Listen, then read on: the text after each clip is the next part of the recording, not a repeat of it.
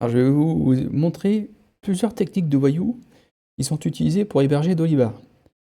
Donc, c'est les techniques que j'évite d'utiliser, évidemment. Notamment, il y a un truc, je crois que je l'ai vu passer sur le forum. Donc, il y a des gens qu'est-ce qu'ils font? Alors, je vais faire un dessin. C'est marrant.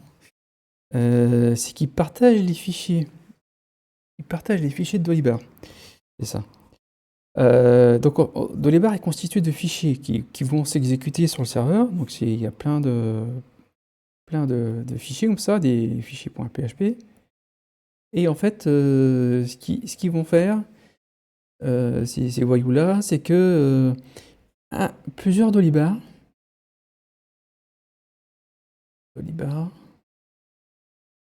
Dolibar 1, Dolibar 2, donc ça c'est le vôtre, ça c'est celui d'un autre client. En fait, en réalité, ils utilisent les mêmes fichiers, exactement le même fichier derrière. C'est juste qu'il y a un fichier qui va changer, qui est le fichier de configuration, va changer pour indiquer une. Qu'est-ce que j'ai écrit là? PHP. Pour indiquer la base de données différente, hein, parce que chacun aura sa base de données quand même, hein. Mais ce sera sans doute sur le même serveur de base de données. Donc là, le problème, c'est que là, pour économiser 50 mégas à chaque fois, ils font ça. Donc ça, franchement, c'est un peu compliqué parce que pour faire les mises à jour, je sais pas comment ils font. Ah, ils font pas les mises à jour, c'est ça le truc. Ah, c'est ça l'autre technique de voyou. Donc ça, alors une, c'est de partager les fichiers. L'autre, c'est de pas faire les mises à jour. Donc ça vient avec, hein, parce que c'est-à-dire qu'il y a des gens qui hébergent votre Dolibar, mais qui feront jamais les mises à jour si vous ne mordez pas. Donc en fait, ils travaillent pas en fait. Ils font pas grand-chose. Donc moi j'aime bien quand ce soit à jour. Évidemment, quand si c'est bloqué par un module, des fois il y a des modules complémentaires qui empêchent la mise à jour. Donc là c'est différent. Je peux comprendre que parfois ce soit pas possible. Mais le problème c'est que quand on peut pas mettre à jour, il faut savoir que c'est qu'au bout d'un certain temps ça va se payer. Donc il va y avoir un problème. Ça ne peut pas durer éternellement comme ça sans les mises à jour, notamment si une faille de sécurité. L'autre technique, donc en fait ils s'occupent de rien, hein. Donc ils font pas de. Alors j'ai dit pas de mise à jour, pas de configuration email. Donc alors l'email dans Dolibar on peut configurer pour configurer les emails sortants. Donc moi je peux pré-mâcher la configuration sur les cas où c'est utiliser une boîte aux lettres email externe. Mince, je ça voulais écrire. Je voulais écrire Gmail, une boîte aux lettres Gmail, OVH ou autre. On utilise vraiment la boîte aux lettres pour envoyer le même identifiant, même mot de passe. Donc là, je peux donc pré-mâcher la configuration où il y aura juste à remplir l'identifiant et le mot de passe. Autrement, l'idéal, c'est de passer par un relais connu. Donc il y en a un qui s'appelle. Ils ont changé de nom. Brevo. Il y en a d'autres, hein. Brevo, Mailjet. Mailjet. Et je propose le mien aussi. Donc on peut utiliser le mien pour faire les relais, un relais email. Il n'y a pas de souci. Donc je propose un relais SMTP aussi. Donc, alors cette partie-là suppose une petite une mise à jour, une configuration de votre DNS, de votre nom de domaine. Ah oui, il faut avoir votre nom de domaine, hein, pour ça, hein. D'ailleurs, quand on travaille, on prend un autre domaine, on prend pas une adresse Gmail, ça fait un peu amateur. Donc je vous conseille de prendre un autre domaine pour faire un peu sérieux, sinon ça fait un peu bizarre. Monitoring, donc il faut pas de monitoring. Moi, l'URL de Dolibar, elle est surveillée. Donc il y a un check qui fait toutes les minutes, ou toutes les 5 minutes, je ne sais plus. Et quand ça ne répond pas, enfin disons que ça ne répond pas à ce que ça devrait répondre, je reçois une alerte pour me dire qu'il y a un problème. Donc voilà, donc je vérifie l'URL. Il ne faut pas d'optimisation des bases de données. Alors c'est très rare, en général il n'y a pas besoin de le faire, mais les bases de données qui grossissent où il manque des petites optimisations à faire. Si c'est trop lent, donc là, il faut m'en parler, que je puisse regarder quoi faire pour que ce soit plus rapide.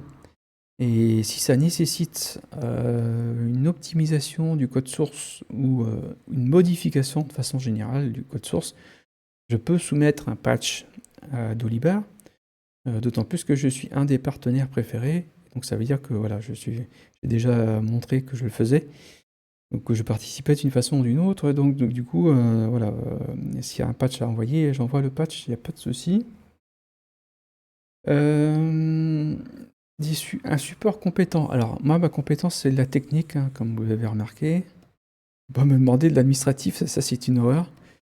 Pour moi, les impôts, les machins, les trucs, c'est vrai que ça m'intéresse pas trop. Par contre, la technique, il n'y a pas de problème. Donc, si vous avez un problème technique, faut juste me demander, il n'y a pas de souci. J'ai un support technique, qui est bon dès le départ, parce que quand c'est hébergé sur un mutualisé, le problème c'est que quand vous appelez l'hébergeur mutualisé, la personne qui vous répond, la plupart du temps, elle ne connaît pas grand-chose. Alors c'est aléatoire. De temps en temps, vous tombez sur quelqu'un de bien. Il comprend tout de suite, et de temps en temps, ben, faut réexpliquer X fois, et c'est interminable.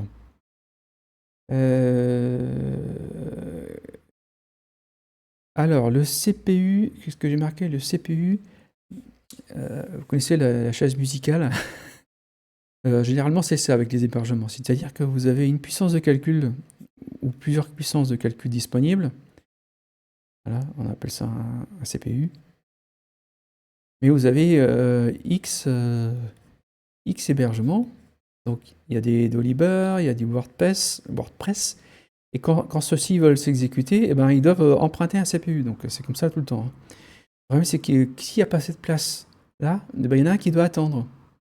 Donc celui-là qui s'exécute, celui-là il attend. Et une fois que celui-là est parti, celui-là il peut aller s'exécuter, etc. Donc la plupart des hébergements mutualisés, c'est comme ça. Et les hébergements dédiés aussi un petit peu, si c'est le VPS. Si c'est le VPS, il y a un peu plus de partage. Si c'est des instances, moi je propose des instances VIP.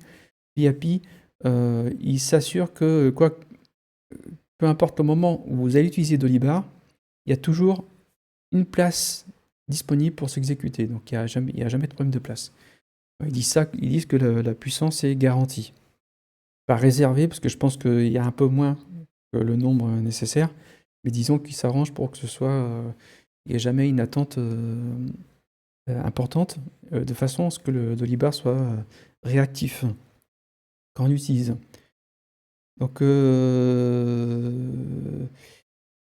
ah oui, et les voyous font pas de configuration de serveur très industrielle ou très contrôlée, très maîtrisée. Moi, il faut savoir, c'est que mes serveurs, l'intérieur des serveurs, on voit plus rien là. Dans un serveur d'hébergement, ici, toute la configuration là, elle est strictement contrôlée par un autre serveur. Donc j'ai un serveur de configuration spéciale.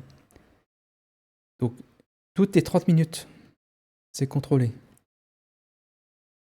Ouais, 2 fois par heure. Peu importe le Dolibar que j'héberge, il y a un contrôle qui est fait 2 fois par heure. Donc là, ça m'assure une certaine stabilité de ce qui se passe dedans. Donc c'est maîtrisé. Voilà, je supporte pas l'idée qu'il puisse se passer des choses sans que je sois au courant. Donc je fais ça, et donc ça m'assure une certaine garantie, stabilité, et qu'il n'y a rien qui va aller de travers. Et donc je suis certain que tout est correct en permanence. Et en cas de problème ici, de configuration, je reçois une alerte aussi. Donc là, je reçois une alerte s'il y a un problème. Ça me permet d'aller voir. Voilà. La mémoire d'exécution. Parce qu'en plus du CPU, pendant que ça s'exécute, il faut de la mémoire. Donc la mémoire, elle est garantie. Peu importe l'hébergement que je propose, la mémoire est réservée, totalement réservée. Il faut juste que je paramètre plus ou moins de mémoire pour Dolibar, pour l'exécution, ou plus ou moins de mémoire pour la base de données, mais voilà, tout est réservé. Donc il n'y a pas de problème de ce côté-là. Je fais des sauvegardes multiples, comme j'ai déjà montré dans une autre vidéo, je fais X sauvegardes, donc des sauvegardes incrémentales, des sauvegardes d'archivage de secours dans un bunker, et plus un téléchargement par email. Donc les voyous, ils font pas tout ça, ils font peut-être même pas de sauvegarde, ils font peut-être des snapshots. Ah oui, je fais les snapshots aussi. J'en ai pas parlé dans l'autre vidéo, c'est que en plus de tout ça, je fais une copie instantanée de tout le disque.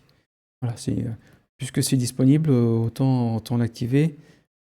Ça met une petite étape de sécurité supplémentaire. Donc pour tester mon hébergement gratuitement pendant 30 jours, 1 mois, c'est possible. Donc, et je retrouve le lien. Le lien est sous la vidéo.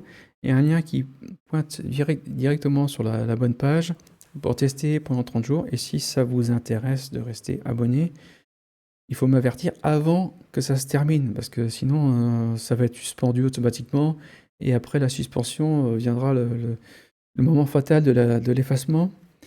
Donc voilà, c'est juste que je sois averti suffisamment tôt pour préparer tout ce qui va bien. Même si c'est à la dernière minute, c'est possible, mais c'est juste faut m'avertir avant que j'enlève la date d'expiration, le temps de régler tout ce qui doit être réglé. Et donc le tarif s'affiche sur la page, sur les pages après. Pendant l'inscription, le tarif s'affiche, mais il n'y a rien à payer, il n'y a pas